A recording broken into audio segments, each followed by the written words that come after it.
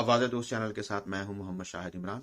आज का एक क्विक व्लॉग है बरतानिया में लॉकडाउन ख़त्म होने के हवाले से।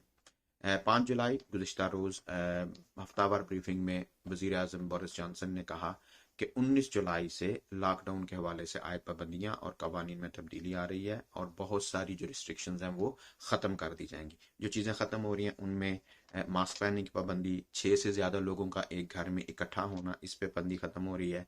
समाजी फासले की पाबंदी, जब बाहर जाते थे तो सोशल डिस्टेंसिंग 1 मीटर 2 मीटर वो ख़त्म हो रही है।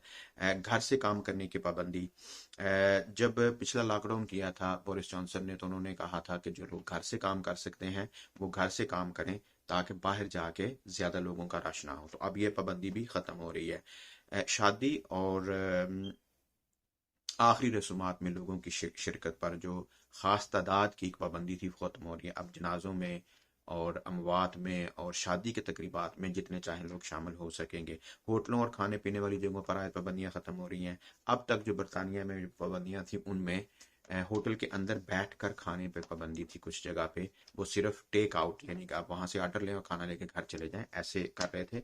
लेकिन अब वहाँ पे बैठ के भी खा सकेंगे। और जिन होटलों में बैठ के खाने का इजाज़त थी वहाँ पे भी सोशल डिस्टेंसिंग का ख्याल रखा जाता था, अब वो भी ख़त्म हो जाएगी।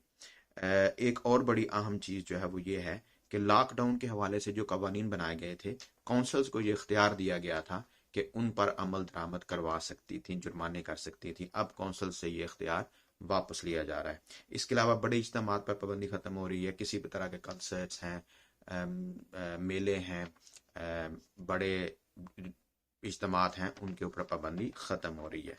लेकिन एक चीज़ जो बरकरार रहेगी अभी, वो है सेल्फ आइसोलेशन।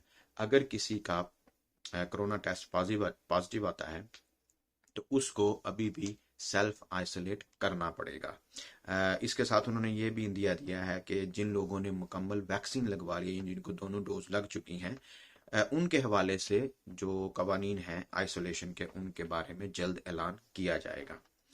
हतमी ऐलान 12 जुलाई को होगा। और इसके अलावा तालीमी इदारों के हवाले से भी जो नए कवानीन हैं उनका जल्द ऐलान मुतवक्को है। उनमें ये था कि यहाँ पे स्कूलों के अंदर बबल्स बनाए गए थे, हर क्लास एक बबल था। तो एक क्लास के बच्चे दूसरे क्लास के बच्चों के साथ बहुत कम मिलते जुलते थे, वो सिर्फ अपने बबल में रहते थे। और इस तरह ये होता था कि अगर एक बबल यानी किसी क्लास में एक बच्चे को भी या उन बच्चों के साथ काम करने वाले असातिज़ा या खाना खिलाने वाले अफराद, डिनर लेडीज़ उन्हें कहते हैं, वो या कोई भी इंतज़ामिया के अफराद जो कि उस ख़ास क्लास के साथ जिनका ताल्लुक है उनके साथ मेल जोल होता था, अगर उनमें से किसी का भी टेस्ट पॉजिटिव आ जाता था तो पूरी क्लास को और उस क्लास के साथ काम करने वाले तमाम अफराद को बशमूल असातिज़ा 7 से 10 दिन के लिए आइसोलेट करना पड़ता था। और ये भी पाबंदी जो है वो उम्मीद है कि ख़त्म हो जाएगी। अब बबल्स जो थे स्कूल के वो ख़त्म हो जाएंगे, यानी पूरा स्कूल ही एक बबल हो जाएगा। पूरे स्कूल में जो लोग हैं वो आएंगे, वो ज़ाहिर है वो जिस तरह भी पहले रूटीन के साथ मिलते जुलते थे बच्चे एक दूसरे से, असातिज़ा, वो अब मिल सकेंगे। लेकिन इसका भी ऐलान नहीं किया गया, इसका एजुकेशन सेक्रेटरी जो है वो ऐलान करेंगे। उम्मीद है कि वो भी जल्द हो जाएगा। लेकिन एक और चीज़ जो है वो अभी बरकरार रहेगी, वो है टेस्ट करवाना। यानी अगर किसी को सिम्टम्स हैं तो वो ऑब्वियसली टेस्ट करवाएगा और उसके हवाले से फिर आइसोलेशन की जो भी उस वक़्त नए कवानीन के मुताबिक गाइडलाइन होगी उसको वो फॉलो करेगा। लेकिन अभी तक पाकिस्तान को रेड जोन से नहीं निकाला गया। हालांकि पाकिस्तान का जो कोरोना के ख़िलाफ़ लाहा अमल और हिकमत अमली थी उसको पूरी दुनिया ने सराहा। वहाँ पे केसेस भी कम हुए, लेकिन कुछ अर्सा पहले पाकिस्तान को रेड जोन में शामिल किया गया था, वो अभी तक नहीं हटाया गया। अब रेड जोन क्या है? रेड जोन ये है कि अगर जो मुल्क रेड जोन में है वहाँ पे सफ़र करने वाले लोग, बरतानिया से जाने वाले, जब वो वापस आएंगे तो उनको होटल के अंदर 7 से 10 दिन के लिए जो है वो आइसोलेट करना पड़ेगा। वो घर पे नहीं कर सकते। और उसकी बहुत ज़्यादा फीस थी, 1700 पाउंड तकरीबन एक बंदे का, जो कि काफ़ी ज़्यादा बनते हैं। तो इस पर अवाम ने एहतजाज भी किया, कुछ उन्होंने कहा कि इसमें नरमी की जाए, लेकिन हुकूमत में इसमें कोई नरमी नहीं की। तो अब जो भी लोग पाकिस्तान से या जो भी ममालिक रेड जोन में वहाँ से वापस आते हैं, तो ख़ास शहरों में उनके लिए होटलों का इंतज़ाम होता है, जो कि वो जाने से पहले बुक करते हैं, उसके पैसे पहले दे के जाते हैं, वापस आके वो वहाँ उनको रहना होता है। तो उम्मीद है कि रेड जोन के हवाले से भी जल्द जो है वो कुछ ऐलान किया जाए। पाकिस्तान के लोग जो बहुत ज़्यादा इस हवाले से मुश्किलात का शिकार हैं, एक तो पाकिस्तान जाने आने का ख़र्चा, वहाँ पर रहने का ख़र्चा, फिर वापस आके हर फैमिली मेम्बर को 1700 पाउंड तक जो है वो देना पड़ता है, जो बहुत ज़्यादा है। तो इस हवाले से भी उम्मीद है कि हुकूमत कोई बेहतर इकदाम उठाएगी।